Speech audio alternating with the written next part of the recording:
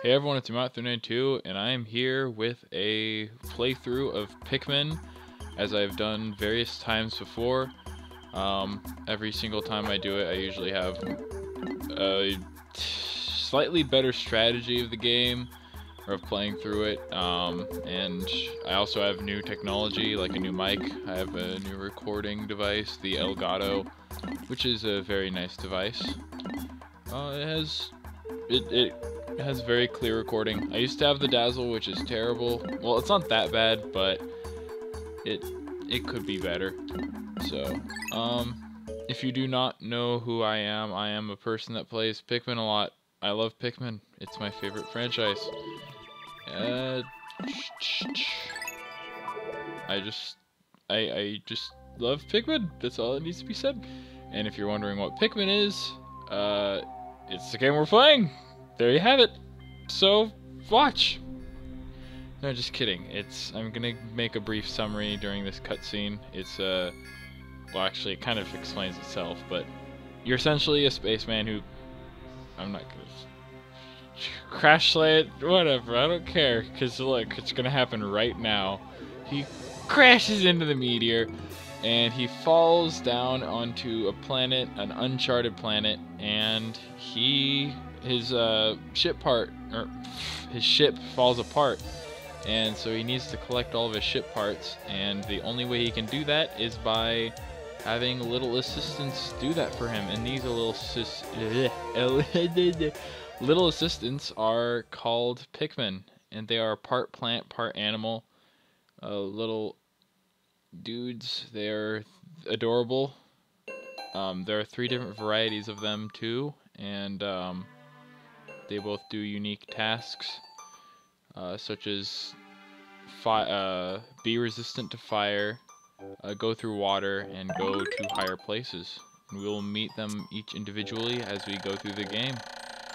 So as they do the little text box thingies, I'm not going to read them because I'm sure it'll get annoying me reading them, but I will keep it on screen long enough for people to read them, because it's rude to make people pause to read stuff. So I'll keep it on the screen for a bit. And as you can see, I'm playing with the Wii remote, or the Wii remake of the game, the new Play Control one.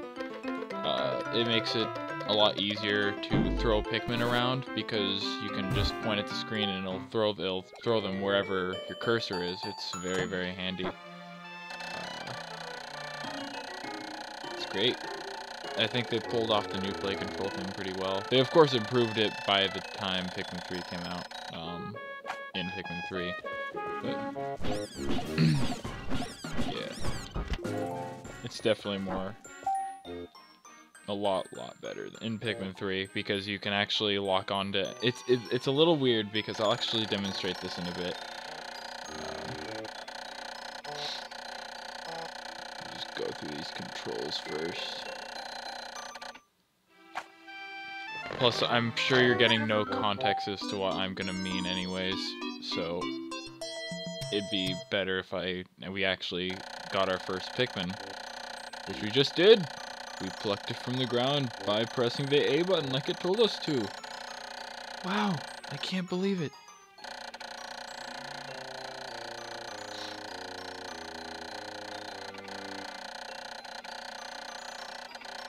I'm sure this dialogue's... They probably went through a few dialogue changes in this version. But, not only are the controls... Okay, the main reason why I am doing the Wii version is because I can only get good quality recordings from HDMI inputs, and since I'm playing this on my Wii U, it'll look better. So yeah, we can point our little cursor thing over here, and we throw it, and okay, I totally just flicked my remote right before I released. And I'll throw it at the little pellet. And so we can get our little Pikmin to create more Pikmin with the onion. Onions are great. Yeah, onions are essentially the mothership of the Pikmin, if you haven't been paying attention. Um, they are somewhat shaped like onions, but not really. Okay, so as you can see here, you'd think that if I like had my cursor right here, it would throw it at the pellet. However, it throws it at the background behind the pellet. In Pikmin 3, they fixed that. If you are targeting the pellet or certain interactable objects, it'll target that thing in the foreground, not the background. So in this game, we're gonna have to imagine the arc of the Pikmin and try throwing it like that. That's how you do it. It's a little bothersome, but I mean, you get used to it.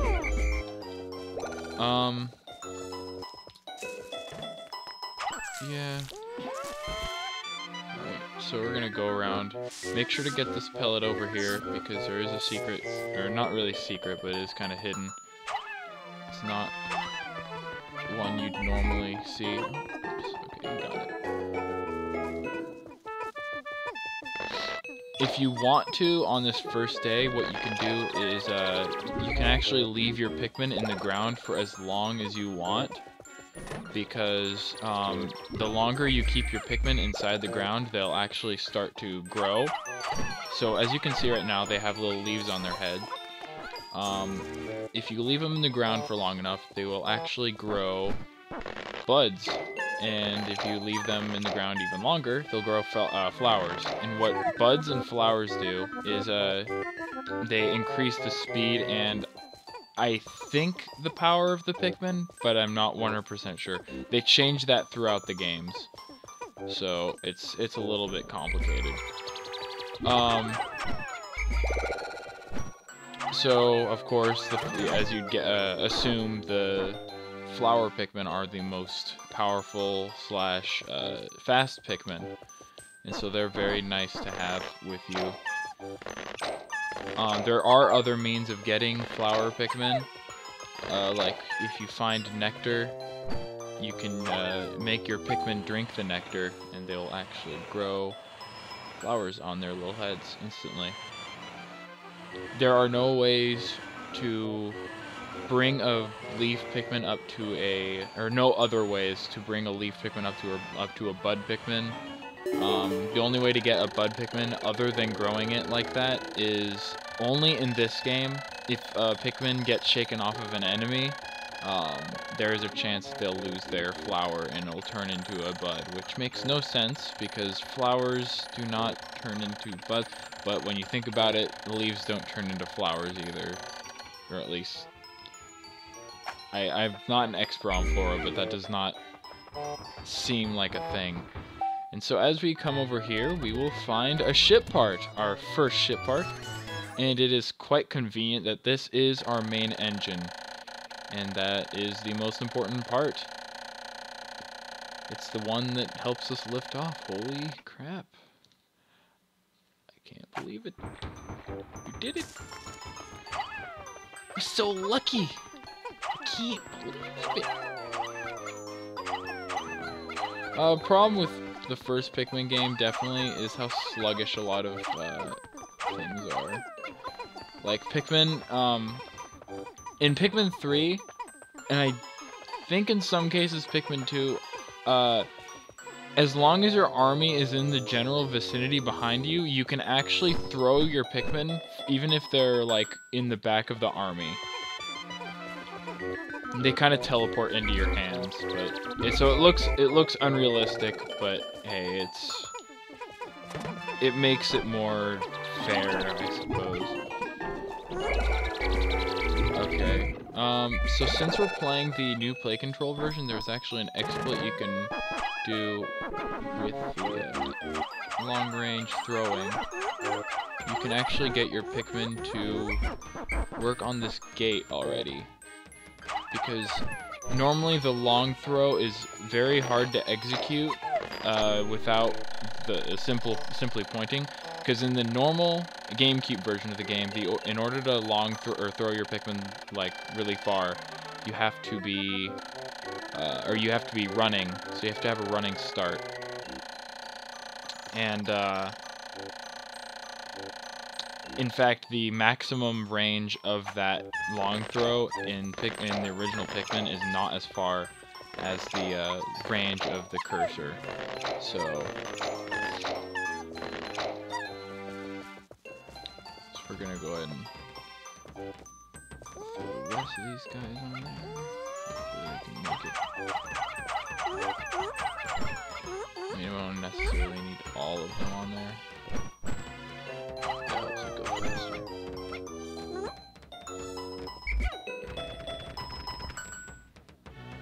How many notches do we have it down? Right, camera controls. I'm sure I already explained the camera controls. Side on the D-pad is how you zoom in and zoom out. It's pretty handy. And then up is angle. And the little Z on the nunchuck is brings the camera behind you. Very, very nice to get those remembered.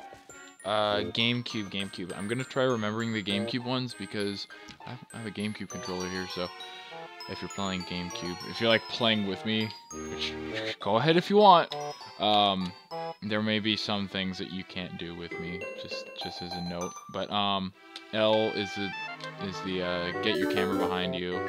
R is the change zoom, and Z is the what's it called? The angle. So it's very good to get those things memorized, because once you master the camera, things get pretty easy in this game. I feel like the camera is an important thing to learn in this, especially in the Pikmin franchise. I guess in every game it is pretty important. Also, another thing, if you push down on the D-pad for the Wii version, you'll actually direct your Pikmin towards the cursor, and so that'll actually make the Pikmin able to swarm things. It essentially makes the Pikmin active to the point where anything that they touch, they'll begin to do they'll begin to interact with. Kind of like if they're next to an enemy, they'll attack it, or if they're next to a pellet, they will begin carrying it. That kind of stuff. You'll notice here, you'll notice here that sometimes if I make my cursor go kind of far, the outer ring kind of detaches, and I throw it, and it only makes it over there. That's because the whistle still can go that far. That's what that's all about.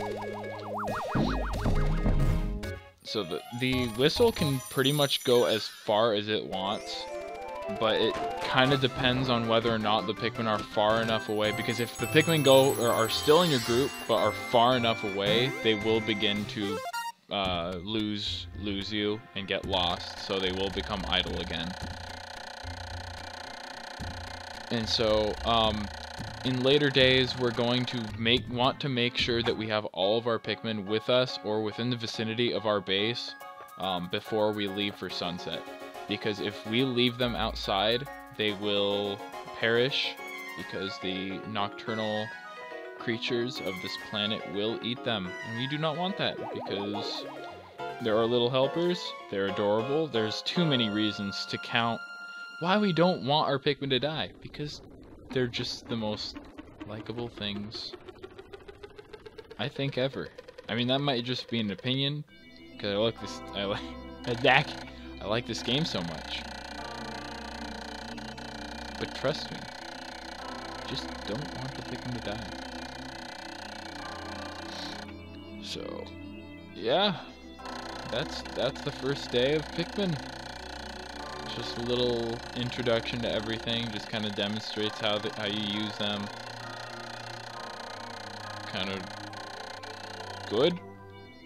Intro stage. Da da da da. It's Mega Man X. I don't know why I did that.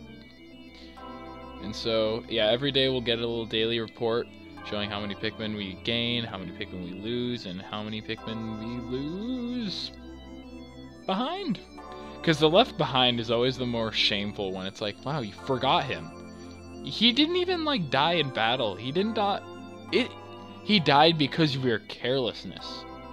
How could you? So they have to put those in separate little thingamajigs. I'm glad they do, because sometimes people really do deserve to be smacked across the face when they lose their Pikmin to Sunset. Because, like, it's right in front of their face, and they're like, oh, I don't care! I'm not gonna call him. Anyways, next part, we're going to go to the Forest of Hope and find even more treasures, and maybe something else. So, I will see you next time on this playthrough of Pikmin. Call it Let's Play Pikmin if you want to. I don't care. Yamat392, so let's play Pikmin. Come back, please.